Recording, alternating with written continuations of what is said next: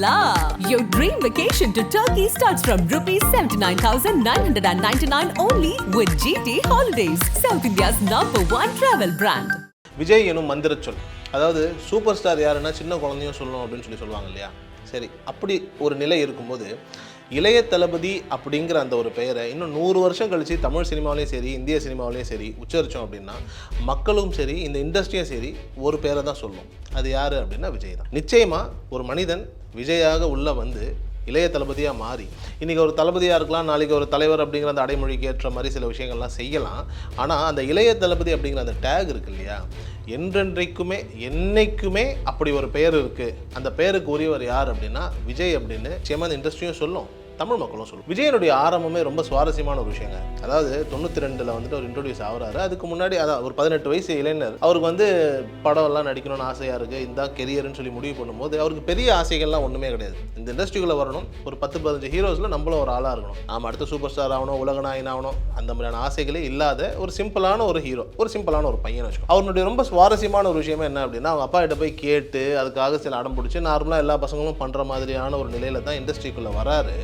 ஆனால் வந்ததுக்கப்புறம் கொஞ்சமாக வந்துட்டு ஒரு 4 வருஷம் அவங்க அப்பா வந்துட்டு அவர் நிறைய சப்போர்ட் பண்ணுறாரு, அதில் எந்த விதமான டவுட்டும் கிடையாது. ஆனால் அந்த 4 வருஷமாக என்ன பண்ணிட்டு இருக்காரு, ஏதாவது ஒரு படங்கள் பண்ணுறாரு.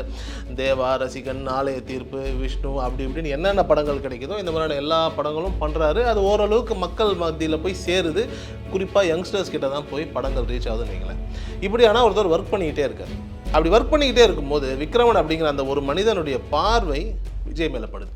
பார்க்குறாரு, பார்த்துட்டு என்னுடைய பூவே உனக்காக அப்படிங்கிற அந்த படத்தினுடைய கதாபாத்திரத்துக்கு இந்த பையன் தான் சரியாக வருவான்னு சொல்லி சூப்பர் குட் ஃபிலிம்ஸில் போய் சொல்லும்போது அவங்க சிரிக்கிறாங்க. எப்பா போய் கார்த்திகிட்ட போய் கேளு, பெரிய பெரிய ஹீரோஸ்கிட்ட போய் கேளு, சூப்பராக இருக்குது ஸ்கிரிப்ட், நீ என்ன குருவி தலையில் பணங்காய வைக்கிற அப்படின்னு சொல்லி நிறைய பெரிய நடிகர்கள், அந்த படத்தில் இருந்த பெரிய நடிகர்களே சொல்லியிருக்காங்க. அப்போ விக்ரமன் வந்துட்டு ரொம்ப கான்ஃபிடென்ட்டாக இருந்திருக்காரு. இல்லைங்க, இந்த கதை, இந்த கதாபாத்திரம் இந்த பையன் ரொம்ப சிறப்பாக பண்ணுவார் அப்படின்னு சொல்லி எனக்கு நம்பிக்கை இருக்குன்னு சொல்லி ஒரு இயக்குனர் வைத்த நம்பிக்கை இன்னைக்கு தமிழ் சினிமாவுடைய மிகப்பெரிய உச்சமாக இருக்கக்கூடிய ஒரு நடிகர் விஜய். அவங்க அப்பா வந்துட்டு அவரை சின்னதாக நம்பலை.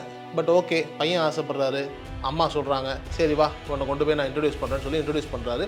போக பையனுக்கு வந்துட்டு பொட்டன்ஷியல் இருக்குங்கிறது தெரியுது. ஆனால் விக்ரமன் அப்படிங்கிற இன்னொரு இயக்குனர் தான் விஜய் அப்படிங்கிற அந்த ஒரு நடிகரை தமிழ் சினிமாவுக்கு வெளியில் கொண்டு வர்றாரு. வெளியில் வந்த அந்த படம் வந்த உடனே இவருடைய மார்க்கெட்டாக இருக்கட்டும், இவருடைய நிலையாக இருக்கட்டும், ஸ்டார் வேல்யூ எல்லாமே கூடுதுங்க. ஆனால் கூட விஜயனுடைய ஒரு பிரில்லியண்டான ஒரு விஷயம் என்ன அப்படின்னா, எந்த இடத்துலையும் தன்னை ஓவராக அல்ட்டி காட்டிக்காத ஒரு நிலையை நிறைய இடங்களில் மெயின்டைன் பண்ணிகிட்டே இருக்காரு. அதனால தான் அப்படியே தொடர்ச்சியாக அவரால் 96லேருந்து 2000 வரைக்கும் அந்த சக்ஸஸ் அப்படிங்கிற அந்த ஒரு ரேட் இருக்கு இல்லையா, ரொம்ப பர்ஃபெக்டாக அழகாக மெயின்டைன் பண்ணிகிட்டே போகிறாரு. குறிப்பாக 96 வந்துட்டு பூவே உனக்காக வருது. வந்துட்டு அதுக்கப்புறம் அடுத்து 97லே காதலுக்கு மரியாதைன்னு ஒரு மிகப்பெரிய ஒரு பிளாக் பஸ்டரை கொடுக்குறாரு. அந்த படம் அவருக்கு வந்ததே வந்துட்டு ஒரு சுவாரஸ்யமான ஒரு விஷயமா தான் இருக்குது. ஃபாசில் வந்துட்டு இப்படி ஒரு படம் பண்ணுறாருங்க மலையாளத்தில் அந்த படம் பண்ணுறதுக்கான ஒரு ஸ்கிரிப்ட் எழுதிடுறாரு. பட் முதல்ல தமிழில் பண்ணணும் அப்படின்னும் போது அவருக்கு வந்து அப்பாஸை வச்சு பண்ணலாம் அப்படிங்கிற மாதிரியான ஒரு ஆர்வம் இருக்குது. எப்படி இருக்காங்க பாருங்களேன், அப்பாஸை வச்சு பண்ணணும் அப்படின்னு சொல்லி போகும்போது அது பிஆர்ஓஸ் மூலியமாவோ யார் மூலியமாவோ போகும்போது அவர் மேனேஜர் மூலிமா அப்பாஸை ரீச் பண்ணவே முடியல, ஒரு தள்ளி போயிட்டே இருக்குது. அப்போது மார்க்கெட்டில் இண்டஸ்ட்ரிக்குள்ளே இப்போ ஒரு சினிமா அப்படின்னாலே நம்ம என்ன சொல்லுவோம், ஒன்று சாலிகிராமம், கோடம்பாக்கம், வலசரவாக்கம், இந்த டி நகர், இந்த ஒரு விஷயம் ஒரு இடத்த தான் நம்ம சொல்லிகிட்டே இருப்போம். இப்போது ஃபாசில் வந்து தேடுறாரு, இந்த காதலுக்கு மரியாதைக்கு நான் ஒரு ஹீரோ நான் வச்சு பண்ணோம் அப்படின்னும் போது விஜய் அவங்க அப்பா வந்துட்டு அழகாக அவரோட ஆஃபீஸில் உட்காந்துருக்கும் போது என்ன ஆகுது அப்படின்னா வந்துட்டு மார்க்கெட்டில் தெரியுது இப்படி ஒரு கதை. ஃபாசிலுங்கிறது அப்போ ஒரு மிகப்பெரிய ஒரு பிராண்டு. இப்படி ஒரு இயக்குனர் வந்துட்டு ஒரு படம் பண்ண போகிறாரு. அந்த படத்துக்கு வந்துட்டு அப்பாஸ் எல்லாம் ட்ரை பண்ணுறாங்க, கிடைக்க முடியலன்ற மாதிரியான ஒரு வார்த்தை வரும்போது, நீங்கள் கொண்டுட்டு வாங்க, நான் என் பையன் இருக்கார் கேட்கட்டும் என்னென்னு பார்ப்போம் அப்படின்னு சொல்லி ஒரு மீட்டிங்கை ஃபிக்ஸ் பண்ணுறாரு. அழகாக ஒரு மீட்டிங்கை ஃபிக்ஸ் பண்ணி என்ன பண்ணுறாரு அப்படின்னா அந்த ப்ராஜெக்ட்டை மெட்டீரியலைஸ் பண்ணுறாரு. சங்கிலி முருகன் ப்ரொடியூசராக வராரு. அதுக்கப்புறம் அந்த படங்கள் வந்துட்டு நிறைய யூனியன் ப்ராப்ளம்ஸ்லாம் எல்லாம் நடக்கும்போது கூட அந்த படத்தை மெட்டீரியலைஸ் பண்ணி அழகாக அந்த படத்தை ரிலீஸ் பண்ணுறாங்க. அந்த படம் மிகப்பெரிய ஒரு உச்சம். இன்றளவும் விஜய் கெரியரில் வந்துட்டு ஒரு டாப் 10 நீங்கள் எடுத்தீங்க அப்படின்னா ரொம்ப முக்கியமான ஒரு இடத்துல காதலுக்கு மரியாதை இருக்கும். அந்த படம் நல்லா கவனித்து பார்த்தீங்கன்னா அது டேரக்டாக அவருக்கு வரல, இன்னொருத்தருக்கு போயிருக்கு.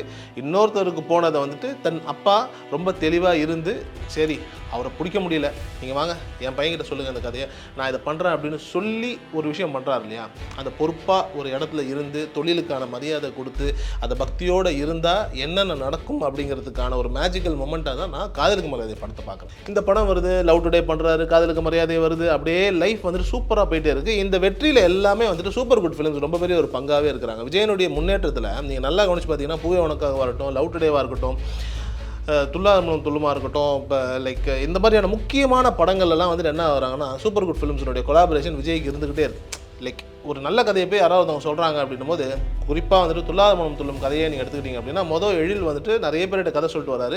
சூப்பர் குட் ஃபிலிம்ஸில் கதை சொல்லி அந்த கதை ஓகே ஆனதுக்கப்புறம் ஃபஸ்ட்டு அவர் போய் சொல்கிறது முரளிக்கு வந்துட்டு கதை பிடிக்கலன்னும் போது வந்து இவர் ஆர்பி சௌதரி கிட்ட வந்து சொல்கிறாரு எழில், சார் கதை பிடிக்கல அப்படின்னு. ஏன்னா இந்த கதையை பிடிக்கலையா, சரி விடு நீ போய் விஜய் கிட்ட சொல்லு. ஏன்னா அப்படி தான் ஆரம்பிச்சிருக்கு. ஏன்னா ஒரு பெரிய இயக்குனர், ஒரு பெரிய நடிகர் வந்துட்டு ஒரு விஷயத்தை ரிஜெக்ட் பண்ணுறாருன்னா உடனே அடுத்த கட்டத்தில் யார் இருக்கா போய் பாரு அப்படிங்கிற அந்த ஒரு நிலை. அந்த டைமில் முரளி இவங்கெல்லாம் பெரிய ஆட்களாக இருந்திருக்கலாம். ஆனால் அடுத்து அந்த சான்ஸ் எப்படி மாறுது பாருங்களேன். அழகாக ஆட்டோமேட்டிக்காக அந்த வாய்ப்பு மார்க்கெட்டில் என்றைக்குமே அவைலபிளாக விஜய் இருக்கார். அவர் இருக்காருன்னும் போது யார் வந்தாலும் சந்திக்கிறாரு, யார் வந்தாலும் பேசுகிறாரு, யார் வந்தாலும் அவங்கள ரிசீவ் பண்ணுறாருங்கிற அந்த ஒரு நிலை வந்துட்டு என்ன ஆகுது அப்படின்னா மக்களை, இயக்குனர்களை, புது இயக்குனர்களை அவர்கிட்ட கொண்டு வந்து சேர்த்துக்கிட்டே இருக்குது. ஸோ அப்போ ஆர்பி சௌதரி என்ன பண்ணுறாரு, இப்போ இந்த கதையை போய் சொல்லுங்கிறாரு. ஆட்டோமேட்டிக்காக அவர் போய் கதையை போய் சொல்கிறாரு. கதை சொன்னோன்னா பிடிச்சி போயிடுது. அதுக்கப்புறம் துல்லாமலம் துள்ளும் விஜய் கெரியர்லையும் தமிழ் இண்டஸ்ட்ரியிலையும் என்ன பண்ணுச்சு அப்படிங்கிறது வந்துட்டு நாம சொல்லி தெரிய தேவையில்லை. ஏன்னா மிகப்பெரிய ஒரு black Bastar, it's an industrial hit. ஒரு இண்டஸ்ட்ரியாவே புரட்டி போடக்கூடிய நிலையில் ஒரு படம், அப்பேற்பட்ட ஒரு தாக்கத்தை ஏற்படுத்தின ஒரு நிலை.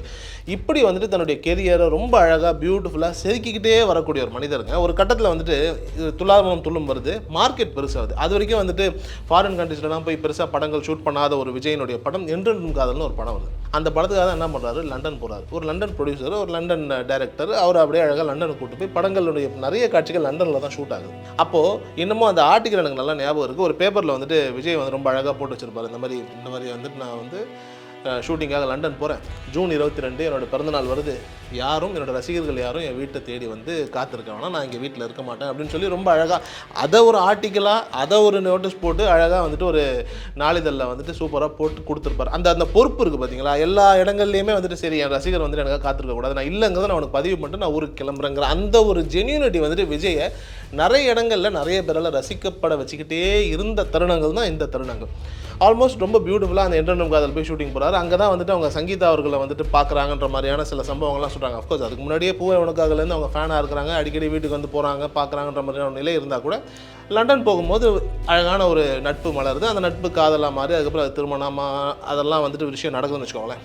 இப்படி வந்துட்டு ஒரு மனிதருக்கு கெரியர் பியூட்டிஃபுல்லாக அழகாக போய்கிட்டே இருக்குது. அதுக்கப்புறம் வந்துட்டு என்றென்றும் காதல் மாதிரியான படங்கள்லாம் வருது. இந்த டைமில் வந்துட்டு அவருக்கு கெரியரில் ஒரு சின்னதாக ஒரு தோய்வு ஏற்படுது.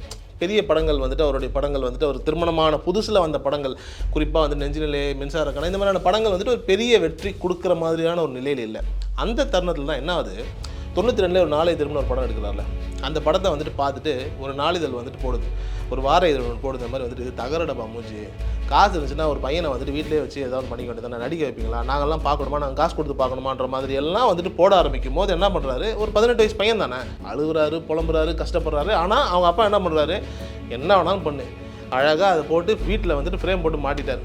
இதை பார்த்துக்கோ, இதை பார்த்துக்கிட்டே இரு, இதை பார்த்தா தான் நீ எங்கே போகணுங்கிற இலக்கு உனக்கு தெரிஞ்சுக்கிட்டே இருக்கும் அப்படிங்கிற மாதிரியான ஒரு பிம்பத்தில் அதை ஒட்டிடுறாரு. 92 நடந்த சம்பவங்க 99 கரெக்டாக 7 வருஷம் கழிச்சு அதே வார இதழ் என்ன வருது அப்படின்னா விஜய்கிட்ட வருது. சார் உங்களுடைய சுயசரிதை, அந்த வாழ்க்கையில் நடந்த சுவாரஸ்யமான பக்கங்கள்லாம் நாங்கள் எழுதணும் சார், உங்களுடைய இதை கொடுங்க அப்படின்னும் போது வாழ்க்கை 7 வருஷத்தில் ஒரு மனுஷன் எங்கே கொண்டு வந்து நிப்பாட்டி பார்த்தீங்களா. தகரடப்பா மூஞ்சின்னு சொன்ன அதே வார இதழ் அவருடைய லைஃப்பில் வந்துட்டு நடந்த சுவாரஸ்யமான லைஃப் ஹிஸ்ட்ரி மாதிரியான ஒரு விஷயத்தை வார தொடராக வந்துட்டு போடுறதுக்கு விஜய்கிட்ட வந்துட்டு அனுமதி கேட்குறாங்க. ரொம்ப பெருந்தன்மையாக அவங்க என்ன பண்ணுறாங்க, ஒதுக்குறாங்க. சரி பண்ணுறோம் அப்படின்னு சொல்கிறாங்க, பண்ணுறாங்க. இந்த விஜய் சார் ஒத்துக்கிறாரு, அவர் அந்த கதைகள் எல்லாத்தையுமே சொல்கிறாரு, நல்லாவே போய்ட்டுருக்குன்னு வைங்களேன். ஆனால் விஜயனுடைய கெரியராக ரொம்ப தோய்வான பீரியட் வந்துட்டு அந்த பீரியட் தான். ஆஃப்டர் என்றென்றும் காதல் வந்துட்டு நிறைய இடங்களில் ஒரு பெரிய சக்ஸஸ் இல்லை, படங்கள்லாம் ஆவரேஜாக ஓடுது. இந்த டைமில் வந்துட்டு கல்யாணம் ஆன புதுசில் வேறு வந்துட்டு மனைவி வந்த ராசி அவருக்கு சரியில்லைன்ற ஒரு பேச்செல்லாம் வேறு கிளப்பி இண்டஸ்ட்ரியை ஒரு மாதிரியாக கிளப்பிட்டு இருக்க டைமில், அந்த பர்டிகுலர் டைமில் இந்த வார இதழினுடைய விஷயங்களில் விஜய் வந்துக்கிட்டே இருப்பார். ஒரு தோல்வியிலையும் இந்த இடத்துல வந்துட்டு விஜய் வந்து மக்கள்கிட்ட ஒரு தொடர்பில் இருந்துக்கிட்டே இருக்கக்கூடிய ஒரு நிலையில் அதுக்கப்புறம் தான் எஸ்ஜே சூர்யா ஒரு லைஃபுக்குள்ளே வராது. இவ்வளோ குழப்பங்கள் இருக்குது பா, குஷியை பண்ணிடுவேன். ஏன்னா அந்த குஷி கதை என்னன்னே புரியல, ஒன்றுமே இல்லை கதை, ஆனால் இருந்தாலும் நான் பண்ணுறேன் அப்படின்னு சொல்லி அந்த ஒற்றை மனிதன் எஸ்ஜே சூர்யா மேலே வச்ச நம்பிக்கையினால் மட்டுமே விஜய் என்ன பண்ணுறாரு, அந்த கேரக்டரை வந்துட்டு ஓகேன்னு சொல்லி போகிறாரு. அதுக்கப்புறம் குஷி மெகா ஹிட்டு, ஆட்டோமேட்டிக்காக வந்துட்டு திருப்பி மார்க்கெட் வேல்யூ அவர் கூட ஆரம்பிக்குது. லைஃப்பில் வந்துட்டு ஒரு மிகப்பெரிய கட்டத்துக்கு போகும்போது விஜயனுடைய சின்சியாரிட்டியை பார்க்கறதுக்கான மிக முக்கியமான இடம் அப்படின்னா பிரியமானவளே ஷூட்டிங் ஸ்பாட்டுங்க. பிரியமானவளே ஷூட்டிங் வந்துட்டு நடந்துகிட்டு இருக்கு. இப்போ மைசூரில் வந்துட்டு ஒரு பர்டிகுலர் ஷூட் நடக்கணும். விஜய்க்கு வந்துட்டு அப்போ தான் ஃபஸ்ட்டு அது அவன் ஒய்ஃபுக்கு வந்துட்டு ஃபஸ்ட் டெலிவரி. ஸோ அதனால் அவர் லண்டன் போயிருக்காரு. ஒரு 5 to 6 days ஏதோ லீவில் போயிருக்காருன்னு வச்சுக்கோங்களேன். இப்போ லண்டனில் இருக்காரு. இதுதான் டெலிவரி டேட்டுன்னு சொல்லிடுறாங்க. அந்த டைமில் வந்துட்டு இங்கே லீவ் போட்டு அவர் அங்கே போயிடுறாரு. போகும்போது என்ன ஆகுது அப்படின்னா, லண்டன்லலாம் வந்துட்டு ஆப்வியஸ்லி வெயிட் பண்ணுவாங்க, எங்கேயும் வந்துட்டு சிசேரியன்லாம் பண்ண மாட்டாங்க. அப்படிங்கிற அந்த ஒரு சூழல் இருக்கும்போது வந்துட்டு பெயின் வரல அப்படின்னு சொல்லி தள்ளி போயிட்டே இருக்குது. டேட்ஸ் தள்ளி போயிட்டே இருக்குது. இங்கே விஜய் வந்து அவங்க அப்பாவுக்கு ஃபோன் போட்டு சொல்லிட்டே இருக்காரு, அப்பா இன்னைக்கு இல்லைப்பா நாளைக்கு மாறுது, எனக்கு ஷூட்டிங் என்னால் இன்னைக்கு வர முடியலன்னு சொல்லி ஒவ்வொரு நாள் அவர் போஸ்ட்போன் பண்ணிட்டே இருக்காரு. ஒரு கட்டத்தில் சொல்கிறாரு, இதுக்கு மேலே முடியாது, ஏன்னா நீ நிறைய நாள் வேஸ்ட் பண்ணிட்ட. ஒரு 2 to 3 days வந்துட்டு நம்ம சொன்ன ஹானர் பண்ண வேண்டிய டைமை தாண்டி ஒரு 2 to 3 days போயிடுச்சு. ஒழுங்கு முறையாக நீங்கள் ஷூட்டிங்கை பார்த்துருங்க அப்படின்ற மாதிரி அவங்க அப்பா சொல்லிடுறாரு.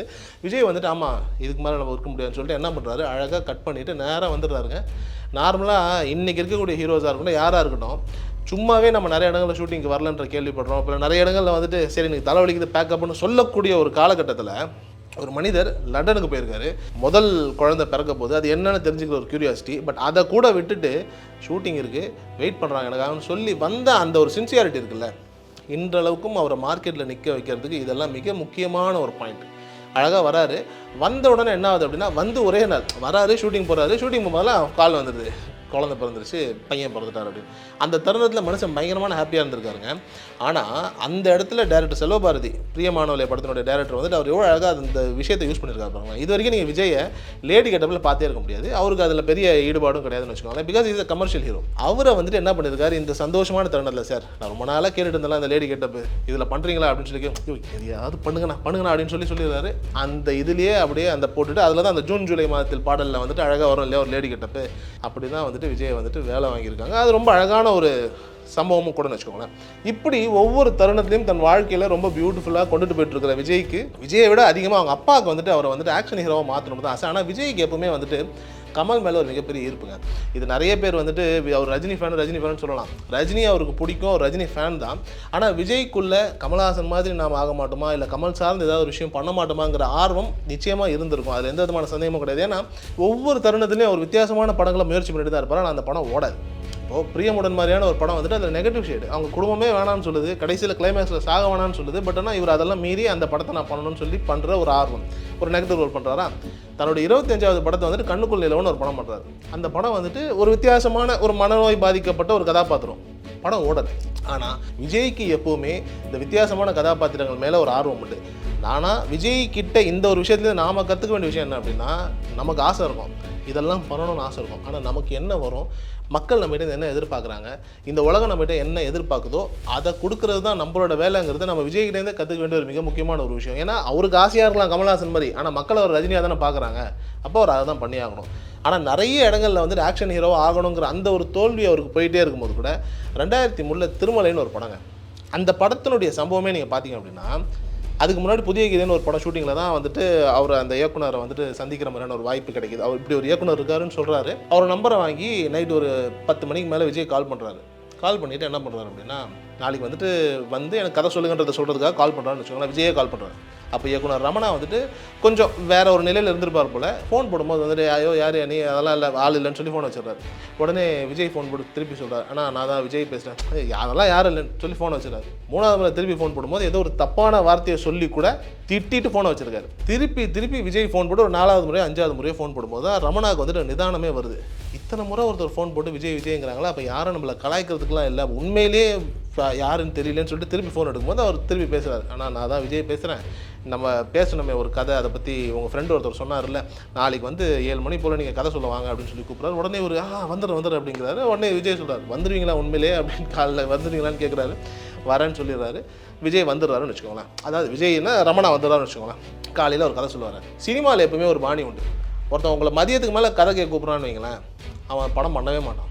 ஏன்னா அவன் அந்த கதை கேட்பான், தூங்கிடுவான். யார் ஒரு ஆள் காலையில் 7 மணி 8 மணிக்கெலாம் கதை சொல்ல வாங்கன்னு சொல்லி கூப்பிட்றாங்களோ மேக்ஸிமம் அவங்க ரொம்ப இன்ட்ரெஸ்ட்டாக கதை கேட்குற நபர்களாக தான் இருப்பாங்க. இந்த ஒரு சம்பவத்துலேருந்து நம்ம அதையும் எடுத்துக்கலாம். 7 மணி 8 மணிக்கு வந்துட்டு விஜய் வந்துட்டு ரமணாவை கூப்பிட்டு கதை கேட்க கூப்பிட்றாரு. அதுக்கப்புறம் காலையில் ஒரு 7-8 மணி போல் ரமணா வந்திருக்காரு. சார் வந்துட்டு சாரி சார் நைட்டு நடந்துக்கலான்ற, அதெல்லாம் ஒரு பிரச்சனையே இல்லை அப்படின்னு சொல்கிறாங்க. ஆட்டோமேட்டிக்காக ஒரு கதை சொல்கிறாரு. அதுக்கப்புறம் திருமலை அப்படிங்கிற அந்த படம் விஜய் கெரியரில் என்ன பண்ணுச்சுங்கிறது எல்லாருக்குமே தெரியும். ஏன்னா திருமலைக்கு முன்னாடி வரைக்கும் விஜய்க்கு எப்படியாவது ஒரு ஆக்ஷன் ஹீரோவாக ஆகணும், குறிப்பாக அவங்க அப்பாவுக்கு அவர் அப்படியாவது ஆக்ஷன் ஹீரோவாக மாற்றணுங்கிற அந்த ஆசை உண்டு வைங்களேன். அது நடந்தது திருமலையில் தான். அதுக்கு முன்னாடி அவர் நிறைய ட்ரை பண்ணிகிட்டே இருந்தால் கூட திருமலையில் ஆரம்பித்த அந்த ஆக்ஷன் ஹீரோ அவதாரம் இப்போது லியோ வரைக்கும், அடுத்து கோட் வரைக்கும். ஓகேங்களா? இதனுடைய விதை யார் போட்டது அப்படின்னு பார்த்தீங்க அப்படின்னா ரமணா அப்படிங்கிற அந்த ஒரு இயக்குனருடைய ஆரம்ப புள்ளி. ஆனால் அந்த படம் நடந்ததுக்கான ஒரே காரணம் விஜய் தான். என்ன காரணம்னா நீங்கள் யோசிச்சு பாருங்களேன், இன்றைக்கி ஒன்றுமே இல்லாதவனுங்க, நீங்கள் நல்லா கவனிச்சு பாருங்கள், ஒன்றுமே இல்லாத நான் யார் சொல்கிறேன்னா பெருசாக திறமை இல்லாத ஒன்றுமே வந்துட்டு செய்ய தெரியாத மனிதர்களுக்கு ஈகோ மண்டைக்கு மேலே இருக்குங்க. விஜய் அன்றைக்கி 2003 விஜய் சூப்பர் ஸ்டார் தான். இன்றைக்கு அவர் என்ன பெரிய ஸ்டாரோ அன்னைக்கே அவர் அந்த பெரிய ஸ்டார் தான். அவ்வளோ பெரிய மனிதர் 3 தடவை 4 தடவை கால் பண்ணி ஒரு புது ஒரு அசிஸ்டன்ட் டைரக்டரை கூப்பிட்டு கதை கேட்கணும்னு என்னங்க அவசியம் இருக்குது? என்ன காரணம் அப்படின்னா நாம் கேட்போம். ஏன்னா யாருக்கிட்ட எப்போ நல்ல கதை இருக்கும் நமக்கு தெரியாது. நாம் கேட்போம், அந்த கதை நல்லா இருந்துச்சுன்னா நாம் பயன்படுத்திப்போம் அப்படிங்கிற அந்த ஒரு எண்ணம் தான் அவரை இந்த இடத்துக்கு கொண்டுட்டு வந்திருக்கு. இப்போ யோசிச்சு பாருங்கள், ஒன்றுமே இல்லாமல் திருப்பி நிறைய பேர் வந்துட்டு என்ன பண்ணுறாங்க அப்படின்னா, நான்லாம் யார் தெரியுமா, எனக்குலாம் என்ன ஈகோ இருந்துட்டு போ. அதுக்கப்புறம் தான் நமக்கு ஒரு சிந்தனையே வருது, இவன் ஒன்றுமே இல்லாதனால தான் ஈகோவோட இருக்கான். எல்லாமே இருந்து திறமை அறிவு இருந்துச்சு அப்படின்னா அவனுக்கு ஈகோ இருக்கிறதுக்கான வாய்ப்புகள் இருக்காது. அப்படிங்கிறதுக்கு மிக மிக சிறப்பான உதாரணம் விஜய் பண்ண அந்த ஒரு சம்பவம். ஏன்னா 4 தடவை 5 தடவை கால் பண்ணி ஒருத்தர் தகாத வார்த்தைகளில் பேசியும் நீங்கள் வாங்கின அவங்ககிட்ட கதை கேட்கணும்னு கேட்குற அந்த பண்பும் தன்மையும் விஜயிடம் நாம் கற்றுக்க வேண்டிய மிக மிக முக்கியமான ஒரு விஷயம். திருமலை மிகப்பெரிய ஒரு உச்சத்துக்கு கொண்டுட்டு போகுது மனுஷனை. அதுக்கப்புறம் உடனே கில்லி பண்ணுறாரு, இண்டஸ்ட்ரியல் ஹிட்டு. படையப்பா வந்துட்டு ஒரு ரெக்கார்டு ஒன்று பண்ணி வச்சுருங்க. அந்த ரெக்கார்டை உடச்சி 50 கோடி ரூபா கலெக்ட் பண்ணுது, பாக்ஸ் ஆஃபீஸில் எங்கேயோ கொண்டு போகுது. அந்த தருணத்தில் ஸ்ரீலங்காலலாம் படம் ஹிட்டுங்க. ஸ்ரீலங்காவில் வந்துட்டு ஒரு படம் ஹிட் ஆகுது. விஜய் படம்னாலே நிறைய இடங்களில் ஜாஃப்னாலேருந்து எல்லா இடங்கள்லையும் ஹிட் ஆகணும் போது ஸ்ரீலங்காவில் வந்து அந்த படம் திருப்பி ஓடுது. தமிழ் பாட்டு ஸ்ரீலங்கன் ரேடியோ ஸ்டேஷனில் எல்லா இடத்துலையும் ஓடி ரெக்கார்ட் பண்ணுது. அப்படி ஒரு இண்டஸ்ட்ரியல் ஹிட்டை கொடுக்குறாரு. உடனே அடுத்து மதுரை பண்ணுறாரு, அதுவும் வந்துட்டு கமர்ஷியலான ஒரு ஹிட்டு. திருப்பாச்சி இவர் பேரரசு இன்ட்ரடியூஸ் பண்ணுறாரு. அடுத்து சச்சின், அடுத்து உடனே திருப்பி சிவகாசி.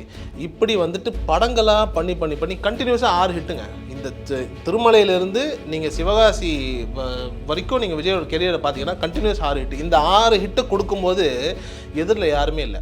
அன்றைக்கி அவருடைய காம்படிட்டராக இருந்த எல்லாருக்குமே ஃபெயிலியர்ஸாக தான் இருந்தது தவிர்த்து இண்டஸ்ட்ரியே ட்ரை பீரியட். சொல்லப்போனால் ரஜினிகாந்த் அவர்களே படம் பண்ணலை. அதோட வந்துட்டு சச்சினோட தான் சந்திரமுகியே வருதுன்றது அளவுக்கு படமே இல்லைன்னு வைங்களேன் இண்டஸ்ட்ரியில். அப்படி இருக்கக்கூடிய ஒரு சிச்சுவேஷனில் இண்டஸ்ட்ரியினுடைய ஒரே சேவியராக இருந்த இந்த 6 படங்கள் தான் விஜயனுடைய கெரியர்னுடைய மிக முக்கியமான படங்கள். இதுக்கப்புறம் தான் மனுஷனுக்கு தொய்வு காலமே. இவ்வளோ பீக் அடிச்சிட்டார்ல, அடுத்து என்ன பண்ணுறாரு, அதே கான்ஃபிடென்ட்டில் ஆதின்னு ஒரு படம் பண்ணுறாரு. படம் அடி சரியான ஃப்ளாப்.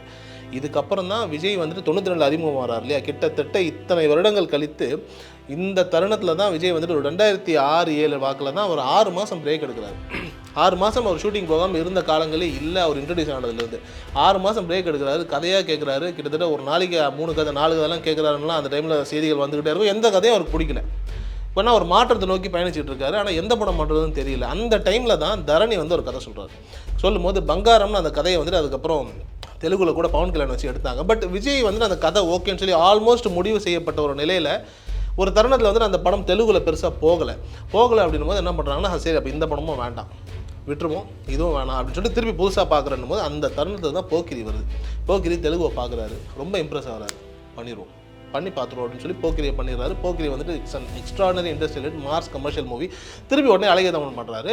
அழகிய தமிழ் வாகனில் படம் வந்துட்டு ஆவரேஜாகவே இருந்தால் கூட ரசிகர்கள் அவர் பண்ண அந்த நெகட்டிவ் ரோலை பெருசாக ஏற்றுக்கல. ஏன்னா எம்ஜிஆருக்கு அப்புறம் அந்த நெகட்டிவ் ஷேடை பெரும்பாலும் விரும்பாத ஒரு நடிகர் அப்படின்னா அது விஜய் மட்டும்தான். ரஜினிக்கு கூட நெகட்டிவ் ரொம்ப அழகாக செட் ஆகும். ஆனால் எம்ஜிஆருக்கு அப்புறம் விஜய்க்கு நெகட்டிவ்ங்கிறத மக்கள் பெருசாக விரும்பலை. ஸோ அழகிய தமிழன் பெருசாக ஓடலை. இதுக்கப்புறமே விஜய்க்கு வந்துட்டு ஒரு தொய்வான காலம் தான். பண்ணுறாரு, வேட்டைக்காரன், வில்லு, இந்த மாதிரியான படங்கள்லாம் பண்ணுறாரு, ஓடுது. பட் பெருசாக வந்துட்டு கலெக்ஷன் இல்லை, ஒரு பெரிய இது இல்லை. ஆனால் இந்த டைமில் வந்துட்டு நிறைய வார இதழ்கள், நாளிதழ்கள்லாம் ஒன்றே ஒன்று தான் சொன்னாங்க, விஜய்க்கு தைரியம் இல்லை, தெம்பு இல்லை, கெட்டப் மாற்ற துணிவு இல்லை, ஏன் ஒரு முடியை கூட மாற்றி வெட்ட மாட்டாராங்கிற மாதிரி கிளின்னு கிழிச்ச தருணங்கள். மனுஷன் உண்மையிலே வந்துட்டு என்னென்ன மாதிரியான விஷயங்கள் எல்லாம் கோத்ரூ பண்ணியிருப்பாருன்னு தெரியல. குறிப்பாக அந்த வில்லு வந்துட்டு அது ப்ரெஸ் மீட் கிடையாது, அஃபீஷியல் ப்ரெஸ் மீட் கிடையாது. பட் ஏதோ ஒரு இடத்துல நடக்கும்போது வந்துட்டு விஜய் வந்துட்டு கத்தி சைலன்ஸ்ன்னு சொன்னது இன்றளவும் அந்த வீடியோ வேறலாம் இருக்கும். அந்த அளவுக்கு ஒரு மனிதன் மன உளைச்சலுடைய தருணத்தில் இருக்கும்போது தான் 50வது படமாக சுறா. யோசிச்சு பாருங்களேன், 50வது படமாக ஒருத்தவனுக்கு சுறா வருது.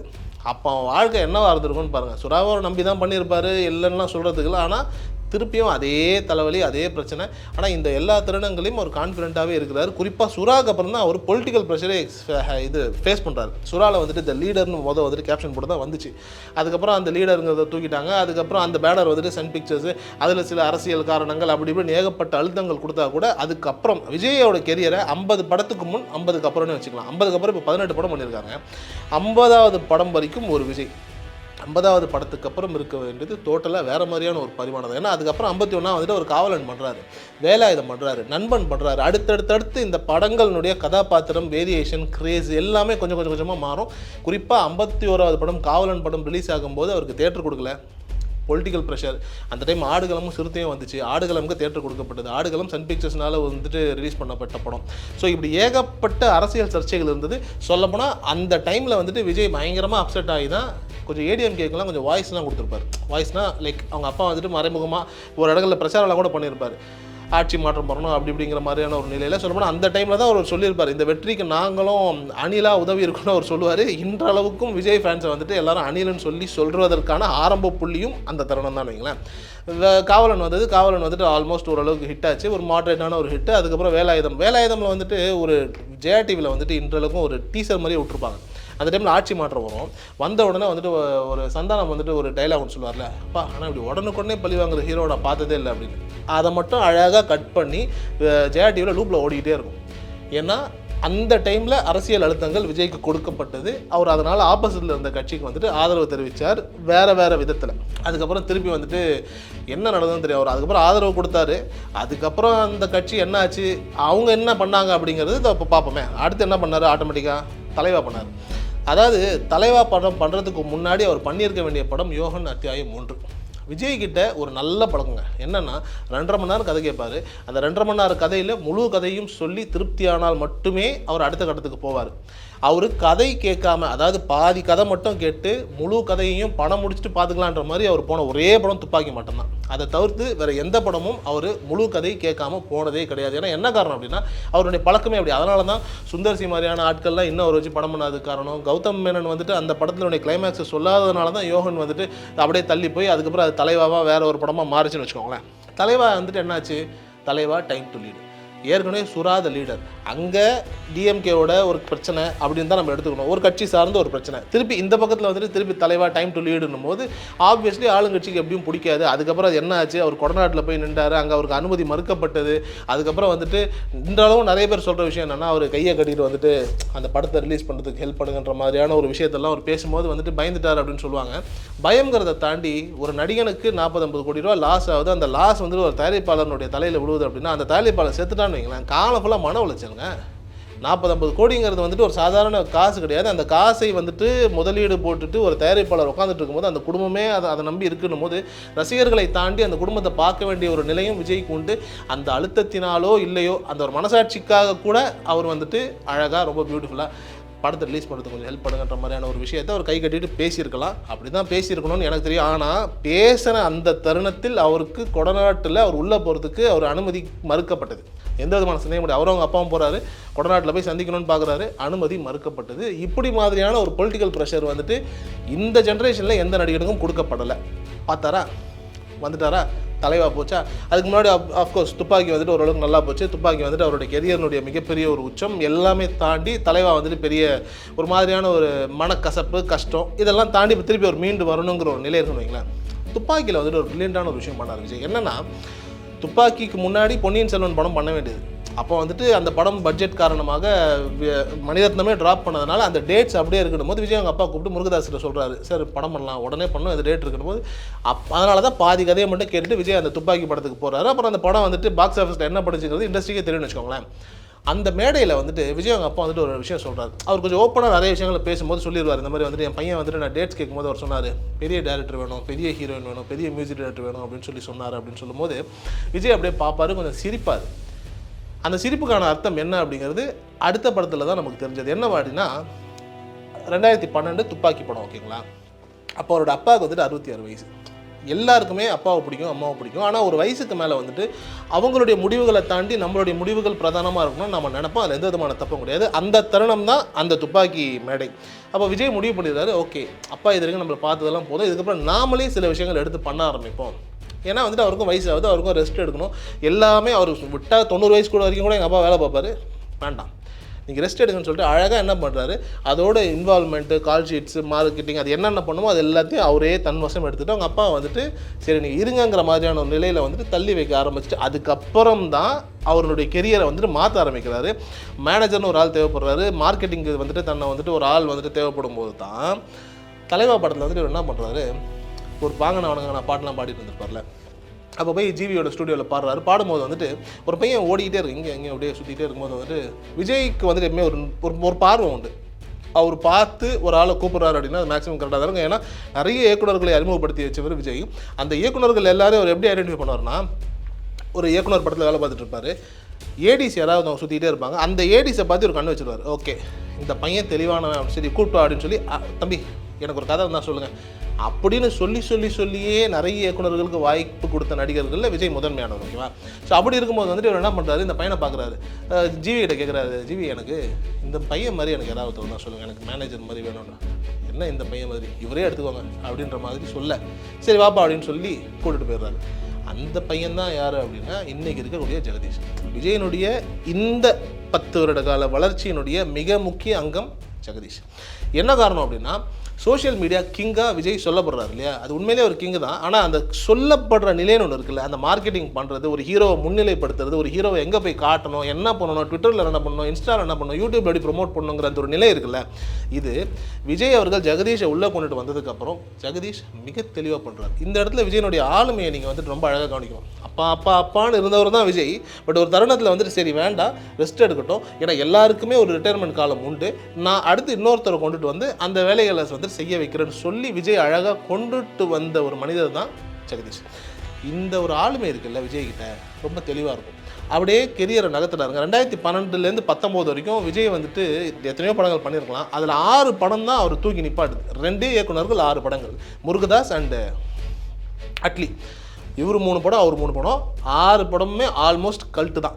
அதில் கடைசி 2 படங்கள் மட்டும் கொஞ்சம், அதாவது சர்க்காரும் பிகிலும் மட்டும் கொஞ்சம் தோய்வாக இருக்கும். மீதி 4 படமும் வந்துட்டு மனுஷனை பீக்கு கொண்டுட்டு போய் ஒரு சூப்பர் ஸ்டார்னம். அந்த படையப்பா டைமில் ரஜினிக்கு ஒரு கிரேஸ் இருந்துச்சுல்ல, அந்த கிரேஸை வந்துட்டு மெர்சல்லாம் அப்படியே அழகாக கொண்டுட்டு வந்து அந்த உச்சத்தை வந்துட்டு விஜய் தொட்டு ஒரு பாஷா, படையப்பா, இந்த டைமில் ரஜினி என்னவா இருந்தாரோ அந்த தருணத்தில் தான் 2019 விஜய் இருந்தார். அதுக்கப்புறம் மாஸ்டர்னு ஒரு படம், அந்த படம் தான் விஜயை வந்துட்டு இண்டஸ்ட்ரியினுடைய காவலனாகவே மாற்றுச்சு. ஏன்னா கொரோனாவில் வந்துட்டு இப்போ இந்த படத்தை வந்துட்டு ரிலீஸ் பண்ணோம், அப்போ எல்லாம் ஓடிடிக்கு போயிட்டாங்க. விஜய் மட்டும் வச்சிருந்து ஜெகதீஷ் கிட்ட சொல்கிறாரு, லலித் கிட்ட சொல்கிறாரு, பொறுமையாக இருங்க, என்ன நடந்தாலும் பரவாயில்ல, லாஸ் என்ன வந்தாலும் நான் பேர் பண்ணுறேன், படம் தியேட்டரில் தான் வரணும் அப்படின்னு. அதுக்கப்புறம் தான் படம் தியேட்டரில் வருது, இண்டஸ்ட்ரிக்கே பெரிய ரிலீஃப் ஆகுது. வெறும் 50% ஆர்குமெண்ட்ஸில் தான் படம் வருது, ஆனால் மிகப்பெரிய வசூல், கோடிகள் அள்ளுது அப்படிங்கிற அந்த ஒரு நிலை உலகமே திரும்பி பார்க்குதுங்க. உலகத்தில் சொல்லப்போனால் கொரோனாவுக்கு அப்புறம் ரிலீஸ் ஆன முதல் படம்ங்கிற மாதிரியான ஒரு பார்வை இருக்குது. உலகமே திரும்பி பார்க்குது. மாஸ்டர் யார் இவன், தமிழ்நாட்டில் சப்பையாக எங்கேயோ ஒரு இடத்துல யாரோ ஒருத்தன் உட்காந்துருக்காங்க, ஒரு சின்ன பையன் மாதிரி தெரியுது, யார் இருந்தாலும் உலகமே திரும்பி பார்க்குற அளவுக்கு இத்தனை காலம் வெயிட் பண்ணி ஒரு படத்தை வந்து தியேட்டரில் ரிலீஸ் பண்ணுறாங்க, யாருன்னு சொல்லி ஒரு தமிழ் சினிமாவை உலகமே திரும்பி பார்க்க வைத்த அந்த படம் தான் மாஸ்டர். அதுக்கு மிக முக்கியமான காரணம் விஜய். இப்படி வந்துட்டு ஒரு உச்சத்தை தொட்டுக்கிட்டே இருக்கும்போது அதுக்கப்புறம் வந்துட்டு அஃப்கோர்ஸ் வாரிசு எல்லாம் பண்ணுறாரு, திருப்பி லியோ எல்லாம் பண்ணுறாருங்கிற ஒரு நிலை இருக்கும்போது கரெக்டாக வந்துட்டு ஒரு முடிவு எடுக்கிறாருங்க. என்ன முடிவு? மக்களை ஏமாற்றவே இல்லை. ரொம்ப காலமாக ஒரு அரசியலுக்கு வருவாருன்னு எல்லாருக்குமே தெரியும், ரசிகர்களை ஏமாற்றவே இல்லை. 49வது வயசில் முடிவு பண்ணுறாருன்னா அரசியலுக்கு வராரு, தமிழக வெற்றி கழகம்னு அனௌன்ஸ் பண்ணுறாரு. இது இண்டஸ்ட்ரிக்கே ஷாக்கு, கூட இருக்கிற எல்லாருக்குமே ஷாக்கு. எப்படி இது சாத்தியமாகுது, ஒரு மனிதனால எப்படி சாத்தியமாகுது? ஏன்னா ரஜினிக்கு 46 வயசில், அதாவது 96ல் வந்துட்டு ரஜினிக்கு வந்துட்டு ஒரு வாய்ப்பு வருது. அந்த தருணத்தில் ரஜினி வந்துட்டு ஓகே சொல்லியிருந்தாருன்னா அவர் சிஎம், அந்த வாய்ப்பு விட்டுறாரு. அப்படியே பார்த்தீங்க அப்படின்னா ஆந்திரா அரசியலில் வந்துட்டு 46 வயசில் வந்துட்டு பவன் கல்யாண் வந்துட்டு கட்சியை தொடங்குறாரு. நான் பார்த்துடலாம் என்னன்னு பார்த்துடுறாரு. இன்றைக்கி ஆல்மோஸ்ட் ஆந்திராவுடைய துணை முதலமைச்சராக மாறிட்டார். அப்படியே இன்னொருத்தர் பார்த்திங்க அப்படின்னா 53 வயசில் விஜயகாந்த் வந்து கட்சி தொடங்குறாரு. விஜயகாந்த் மிக மிக நல்லவர், அதனாலேயே அவர் நிறைய இடங்களில் வந்துட்டு வெற்றிக்கான ஒரு நிலையை வந்துட்டு தக்க வைக்க முடியல. ஏன்னா என்ன காரணம் அப்படின்னா அரசியலில் நல்லவனை தாண்டி வல்லவனுக்குத்தான் இங்கே பதவியும் அங்கீகாரமும், அதில் எந்த விதமான சந்தேகமும் கிடையாது. நீங்கள் நல்லவனாக இருக்கிறத தாண்டி வல்லவனாக இருக்கணும். விஜய் நல்லவரை தாண்டிய வல்லவர், அதில் எந்த விதமான சந்தேகமும் கிடையாது. விஜயகாந்த் மிக நல்லவர், அதனால தான் அவருக்கு ஏகப்பட்ட தோல்விகள், ஒரு மாதிரியான ஒரு தோய்வு இருந்ததுன்னு வச்சுக்கோங்களேன். இதெல்லாம் தாண்டி விஜய் ஏன் நான் வல்லவர்னு சொல்கிறேன் அப்படின்னா, நிறைய இடங்களில் வந்துட்டு அவங்க அப்பாவுடைய விஷயத்தை ஹேண்டில் பண்ணதாக இருக்கட்டும், ஒவ்வொரு இடங்கள்லையும் தன்னை நிலைநிறுத்தி கொண்ட விஷயங்கள் எல்லா இடத்துலையும் பார்க்கும்போது விஜய் உண்மையிலேயே வல்லவர் தான். ஸோ அப்படிப்பட்ட வல்லவர் அரசியலுக்கு வர அப்படின்னு சொல்லிட்டு 2026லேருந்து வராரு அப்படின்னா ஒரு 10 வருஷங்க, அதிகபட்சம் 10 வருஷம். ரெண்டு தேர்தல் 26, 31. 36க்கெலாம் எனக்கு தெரிஞ்சு விஜய் சிஎம் ஆகிறதுக்கான சாத்தியங்கள் 90% உண்டு. 26லேயே அவர் ரொம்ப பியூட்டிஃபுல்லாக பிளான் பண்ணார் அப்படின்னா மிகப்பெரிய ஒரு மாற்றத்தையும் புரட்சியும் ஏற்படுத்தலாம். ஆனால் மேபி பட் 31 ஷுவர் ஷாட்டாக அவர் கையில் இருக்குது. அவர் இதுக்கப்புறம் என்னென்ன செய்ய போகிறாரு, மக்களுக்கு என்ன செய்ய போகிறாரு, யாரோட கூட்டணி பண்ண போகிறாருங்கிற மாதிரியான ஒரு நிலையை வைத்து தான் விஜயனுடைய வருங்காலம். இப்படி ஒவ்வொரு தருணத்திலையுமே தன்னை ரொம்ப அழகாக செதுக்கிக்கிட்டவர். அதே மாதிரி வந்துட்டு ஈகோ பெருசாக இல்லாத மனிதர். பட் ஸ்டில் தன்னை மிகவும் கேவலப்படுத்திய இல்லை தன்னை உதாசீனப்படுத்திய மனிதர்களுக்கு முன்னாடி வளர்ந்து காட்டணுங்கிற அந்த ஒரு தன்மையும் விஜய்க்கு எப்பவுமே உண்டு. அதுக்கு ரொம்ப நல்ல உதாரணமாக நான் நிறைய பேரை நான் பார்க்குறேன். பாரதி ராஜா கிட்ட தான் முதல் முறை விஜயை கொண்டுட்டு போய் வந்துட்டு அவங்க அப்பா சொல்லியிருக்காரு, என் பையன் வந்துட்டு பெரிய ஃபேனு, உங்கள் ஃபேனு, அறிமுகப்படுத்துங்க, உங்களுடைய கிராமத்து ஹீரோவாக அவர் வரணும்னு ஆசைப்படுறாரு. போது பாரதி ராஜா பார்க்குறாரு, இல்லை நீங்களே பெரிய டேரக்டர் தானே, அறிமுகப்படுத்துங்கன்னு சொல்லி கொஞ்சம் லைக் அப்படியே அமுச்சு விட்டுறாரு. விஜய்க்கு அது மைண்டில் இருந்திருக்கா என்னன்னே தெரியல. பட் ஆனால் இந்த மாதிரியான விஷயங்கள்லாம் மைண்டுக்குள்ளே ஊறி ரிஜெக்ஷன்ஸ் இருந்து அந்த ரிஜெக்ஷன் எல்லாம் தாண்டி ஒரு மனிதன் வளம் வரணும் அப்படின்னு சொல்லி நினைக்கும் போது அந்த தருணத்துலேயும் ஈகோ அந்த மாதிரியான விஷயங்களை எல்லாம் கொண்டுட்டு வராமல் ஜெயிப்பு அதை மட்டுமே நோக்கமாக வச்சு போனோங்கிற அந்த ஒரு ஸ்ட்ராட்டஜியை விஜய் ஹேண்டில் பண்ணியிருக்கிறார். அந்த ஹேண்டிலிங்கான விதம் தான் இன்றைக்கி 2024 வரைக்கும் அவரை புகழினுடைய உச்சிக்கு கொண்டுட்டு போய் நம்பர் 1ல் நிற்க வச்சுருக்கு. அந்த நம்பர் 1 இடத்த விட்டுட்டு அரசியலுக்கு நான் வர மக்களுக்கு ஏதோ ஒன்று செய்ய போகிறேங்கிற அந்த ஒரு புரிதலும் அந்த ஒரு பார்வையும் விஜயனுடைய ஆளுமையினுடைய மிகப்பெரிய உச்சம். இப்படி தன்னுடைய கெரியரை ரொம்ப அழகாக கிராஃப் பண்ணிட்டு வந்த விஜய் 50வது வயசுக்கு வந்துட்டு வராரு. அதாவது வயசுக்கு வரான்னு சொல்ல முடியாது, 50வது வயது கிட்டத்தட்ட வந்துட்டு விஜய் 50ங்கிறது வந்துட்டு பயங்கரமாக எல்லா இடங்கள்லையும் ரசிகர்களாலையும் எல்லா இடத்துலையுமே ட்ரெண்ட் ஆக்கப்படுது.